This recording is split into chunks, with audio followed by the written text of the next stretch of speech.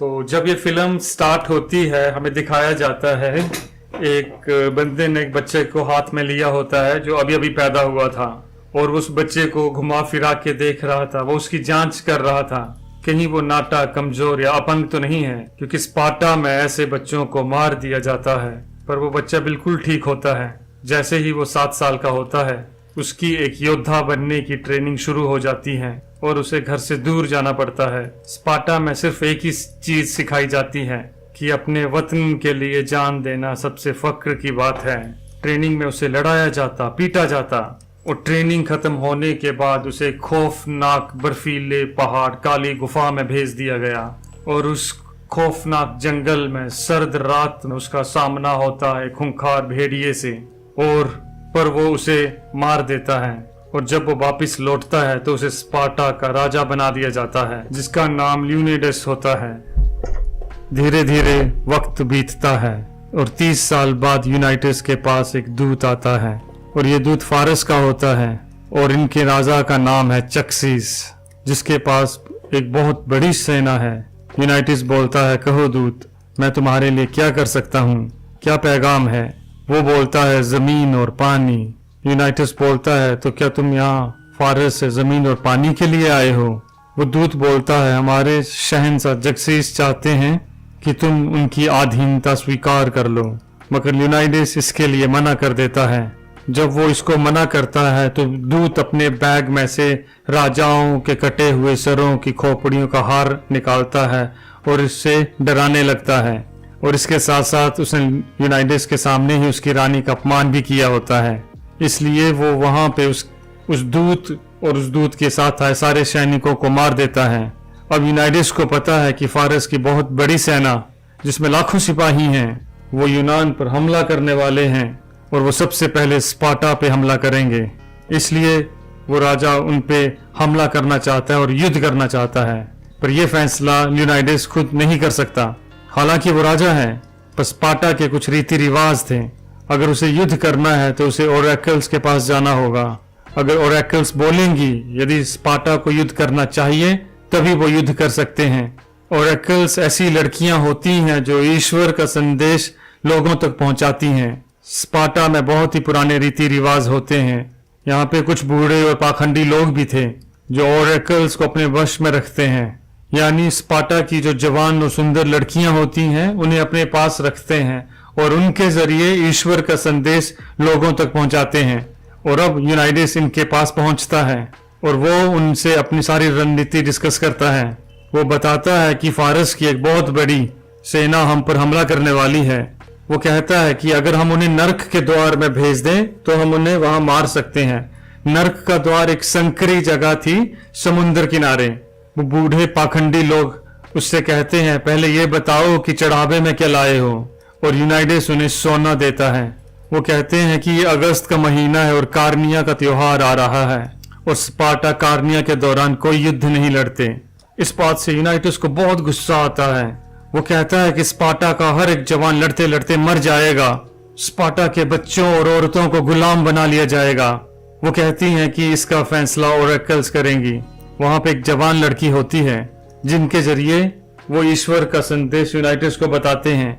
वो कहते हैं कि अगर स्पार्टा जंग में गया तो पूरा स्पार्टा खत्म हो जाएगा, यूनान भी खत्म हो जाएगा। वो कहते हैं कि हमें कार्निया का जश्न मनाना चाहिए और स्पार्टा जंग में नहीं जाएगा। इस बात से यूनाइटस बहुत हताश हो जाता है और वहां से चला जाता है।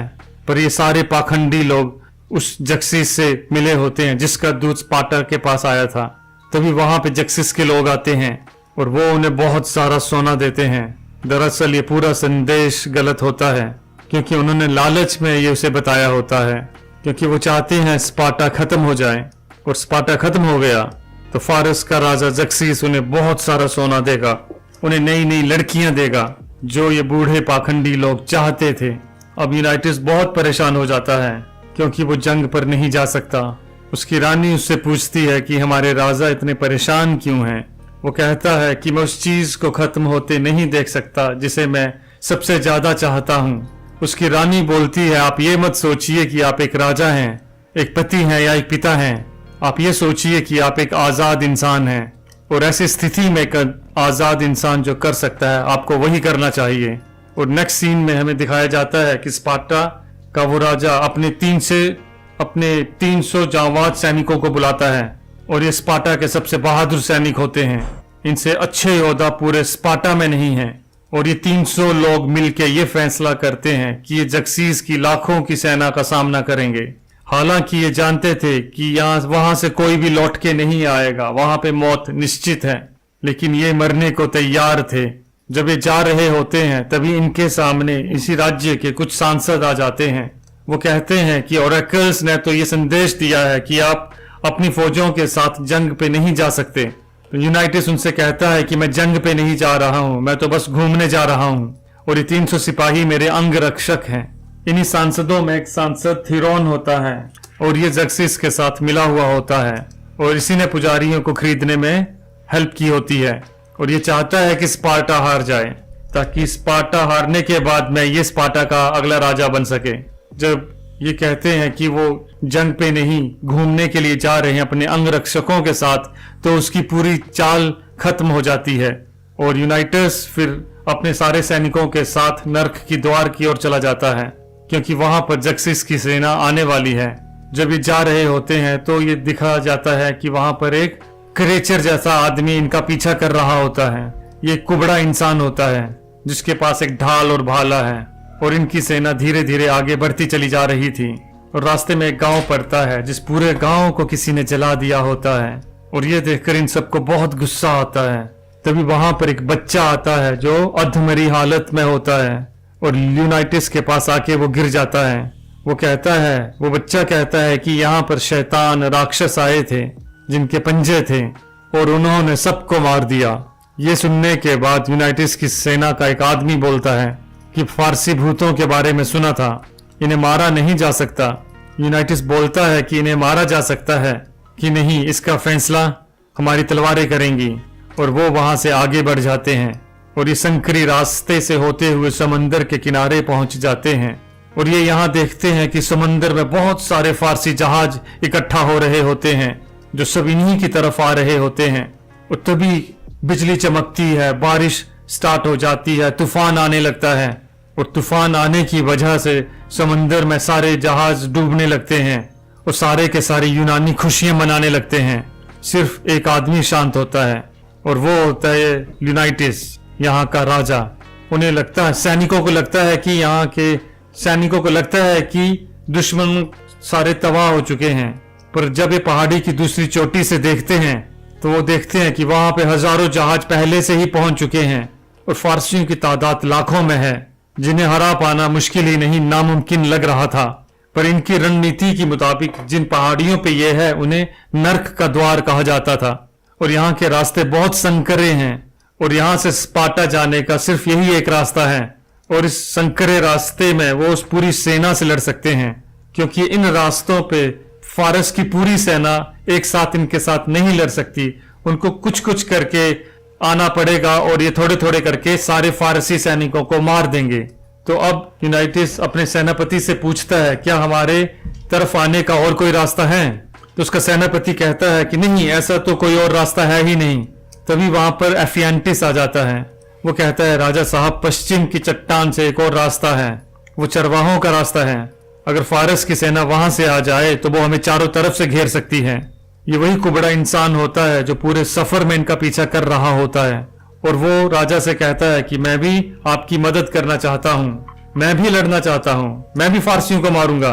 पर उसकी शारीरिक स्थिति ऐसी नहीं थी कि वो युद्ध में लड़ सके।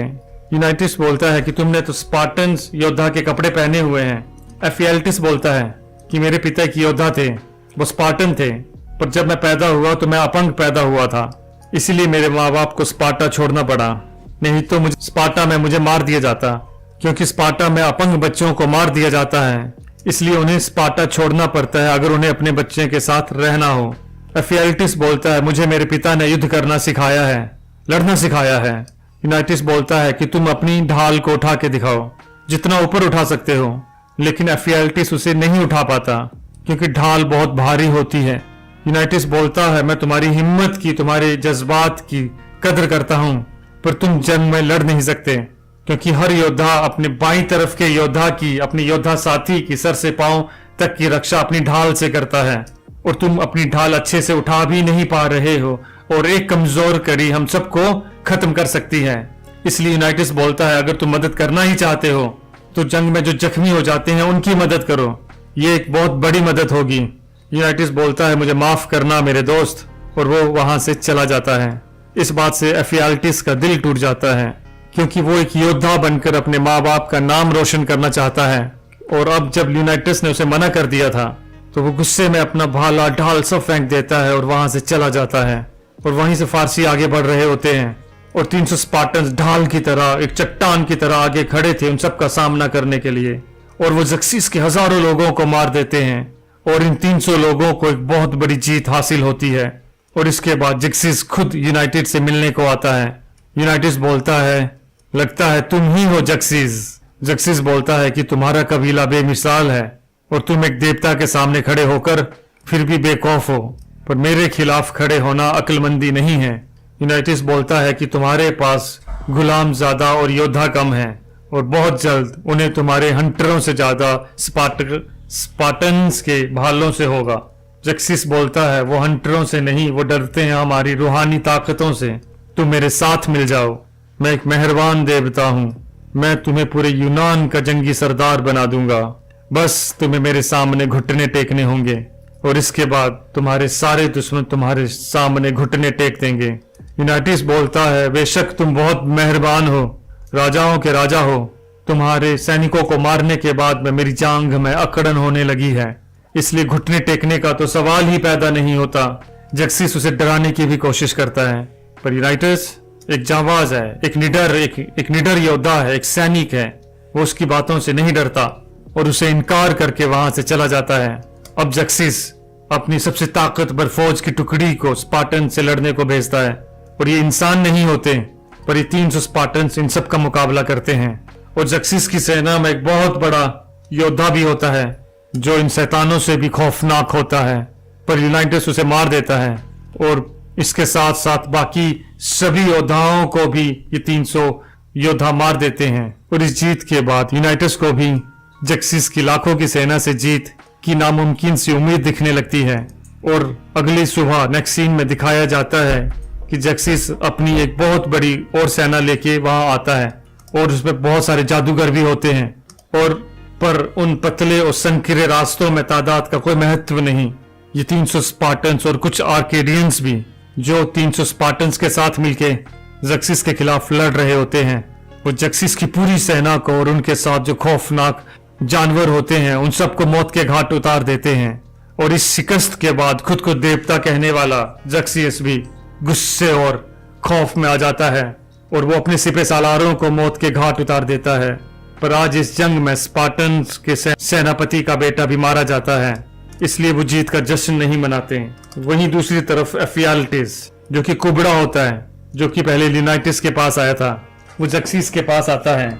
जक्सिस कहता है कि तुम्हारा ईश्वर बेरहम है जिसने तुम्हें ऐसा बनाया, और उससे बेरहम है स्पार्टन्स जिन्होंने तुम्हें धुतकार दिया, पर मैं एक दयालु देवता हूँ, तुम जो चाहते हो मैं तुम्हें वो सब दूंगा जो तुमने सोचा भी नहीं होगा, बस हमें वो रास्ता बता दो जिस रास्ते से हम जाके इन सारे स्पार्टन्स को मौत के घाट उतार सकें। और एफियाल्टिस उसकी बात मान जाता है और कहता है हाँ मुझे सब कुछ चाहिए, मुझे दौलत चाहिए, मुझे औरत चाहिए, और मुझे एक वर्दी भी चाहिए। जक्सिस कहता है दिया, जो तुम्हें चाहिए वो सब कुछ दिया। और वहीं दूसरी तरफ एक सीन दिखाया जाता है जहां स्पार्टा की रानी यूनाइटिस की बीवी इस कोशिश में होती है कि यूनाइटिस तक स्पार्टा की फौजों को भेजा जाए, लेकिन सांसदों को मनाना इतना आसान नहीं था। सारे सांसद उसकी बात नहीं मान रहे होते, और इन्हीं सांसदों में एक सांसद होता है थ्रोन, जो कि जक्सिस के साथ मिला हुआ होता है, और वो बिल्कुल भी नहीं चाहता कि स्पार्टन फौजें इन 300 लोगों की मदद के लिए जाएं। रानी रात को उससे मिलने के लिए बुलाती है। वो कहती है कि मुझे तुम्हारे वोट की जरूरत है, संसद में अगर तुम अपना वोट मुझे दोगे तो वो इन 300 जाबाजों के लिए मदद भेजेंगे। वो कहता है कि मैं उनकी मदद क्यों करूं, इससे मेरा क्या फायदा है। रानी कहती है कि वो तुम्हारे राजा हैं। थेरोन कहता है जंग और पॉलिटिक्स में सब जायज है और ये अलग चीज है। रानी कहती है कि तुम्हें क्या चाहिए, तुम बताओ। दरअसल रानी के ऊपर उसकी गंदी नजर होती है, थेरोन कहता है तुम्हें तो पता ही है कि मुझे क्या चाहिए। अगर तुम स्पार्टा और अपने राजा को बचाना चाहती हो तो तुम्हें वो करना पड़ेगा। और रानी उसकी बात मान जाती है और वो उसके साथ फिजिकल रिलेशंस बनाता है। और अगली सुबह जब संसद होती है वहां पर थेरोन अपनी बात से मुकर जाता है और वो रानी पे झूठे आरोप भी लगाता है। और इस बात से रानी को गुस्सा आता है और वो चाकू से उसे मार देती है। और जब वो उसे मारती है तो उसके कपड़ों से बहुत सारे सोने के सिक्के गिरते हैं और इन सभी सोनों के सिक्कों में जक्सियस की फोटो होती है। और वो सब समझ आते हैं कि ये जक्सियस के साथ मिला हुआ था और सब उसे गद्दार कहते हैं। और रानी वहां से चली जाती है और अब उन पहाड़ी दर्रों में जिन्हें नरक का द्वार कहा जाता था वहां पर एफियाल्टिस जक्सियस के लोगों को वो रास्ता दिखाता है जहां से वो यूनाइटिस और उसके लोगों को चारों तरफ से घेर सकते थे। और जब वो उनकी तरफ बढ़ रहे होते हैं ये बात एक आर्केडियन को पता चल जाती है और वो भागता हुआ यूनाइटिस के पास आता है। वो कहता है कि मारे गए, जितनी जल्दी हो सके हमें यहाँ से भागना होगा क्योंकि जेल्सियस की सेना पीछे के रास्ते से आ रही है और वो सुबह तक हमें चारों तरफ से घेर लेगी और सबको मार देगी। यूनाइटिस बोलता है ना स्पार्टस कभी भागते हैं और ना ही कभी घुटने टेकते हैं, भले ही उन्हें मौत आ जाए, भले ही उन्हें मौत का सामना क्यों ना करना पड़े। और आर्केडियन सबके सब वहां से चले जाते हैं क्योंकि वो बेवजह मरना नहीं चाहते थे। अब यूनाइटिस और उसके सभी आदमियों को पता है कि मौत उनका इंतजार कर रही है। यूनाइटिस अपने एक आदमी को बुलाता है जिसका नाम डिलाइयस है। वो कहता है कि तुम वापस जाओ और सबको बताना कि यहाँ पर क्या हुआ, हमारी जीत की दास्तां सबको बताना, सबको सुनाना। डिलाइयस कहता है रानी के लिए कोई संदेश। यूनाइटिस कहता है कि कहने के लिए तो मेरे पास कुछ भी नहीं। वो उसे अपना एक लॉकेट देता है और इसके बाद डिलाइयस वहां से चला जाता है। और अगली सुबह इन्हें चारों तरफ से घेर लिया जाता है और जैक्सिस का एक आदमी यूनाइटिस को बोलता है कि अगर तुम अपने हथियार डाल दो तुम्हें पूरे यूनान के जंगियों का सरदार बना दिया जाएगा। स्पार्टा पहले से भी ज्यादा दौलतमंद होगा, बस तुम्हें जक्सियस के सामने अपने हथियार डालने होंगे, अपने घुटने टेकने होंगे और सेंसर जक्सियस का हुक्म मानना होगा। यहाँ पे एफियाल्टिस भी होता है, वो कुबड़ा जिसने इन्हें पीछे का रास्ता बताया होता है। वो यूनाइटिस से बोलता है कि मैं तुमसे विनती करता हूँ इनकी बात मान लो और अपने साथियों की जान बचा लो। यूनाइटिस को वो सर्द रात याद आती है अपने ट्रेनिंग वाले दिन की, जब उसने सर्द रात में खूंखार भेड़िए को मारा था। और अब यूनाइटिस अपना कवच उतार देता है, अपनी ढाल फेंक देता है और एफियाल्टिस को बोलता है कि मेरे भाई तुम्हारी लंबी उम्र हो। और इसके बाद वो अपना भाला भी फेंक देता है और घुटनों के बल बैठ जाता है। उसे अपनी पत्नी याद आती है जिसे वो बहुत प्यार करता है और तभी अपने एक आदमी को आवाज लगाता है, स्टैनियस भागता हुआ आता है और यूनाइटिस के ऊपर पांव रख के उछलता है और जक्सियस के दूध को अपने भाले से मौत के घाट उतार देता है। जक्सियस बोलता है खत्म कर दो इन सबको। इसके बाद यूनाइटिस उठता है, अपना भाला उठाता है और पूरी ताकत से जक्सियस की ओर फेंकता है और वो भाला उसका गाल छूकर निकल जाता है, जिससे उसकी गाल से खून निकलना शुरू हो जाता है। और तब हजारों तीर उनकी तरफ आते हैं और इस तरह वो 300 जावान स्पार्टन यूनान के लिए, स्पार्टा के लिए शहीद हो जाते हैं। और वहीं दूसरी तरफ डायलस रानी के पास पहुंचता है और उसे ल्यूनाइडस का लॉकेट देता है। वो समझ आती है कि ल्यूनाइडस अब इस दुनिया में नहीं रहा और अंत में उस लॉकेट को अपने बेटे को पहना देती है। अब डायलस सांसदों के पास जाता है और बोलता है कि राजा को कोई श्रद्धांजलि, कोई जीत का नगमा, कोई शाबाशी नहीं चाहिए थी, बस उनकी यही ख्वाहिश थी, बस हमें याद रखा जाए। अब दिखाते हैं कि डायलस के सामने 10,000 की फौज है और डायलस ये कहानी इन 10,000 सोल्जर्स को सुना रहा होता है और इनके सामने जक्सिस की एक विशाल सेना होती है। डायलस बोलता है इन सब के दिल में डर है क्योंकि ये राजा और 300 स्पार्टस की तलवारों का डर भूले नहीं है। और इसके बाद ये सारे सोल्जर्स जक्सिस की सेना की तरफ कूच करते हैं, अपनी खूनी तलवारों के साथ आगे बढ़ते हैं और यहीं पर यह फिल्म खत्म हो जाती है।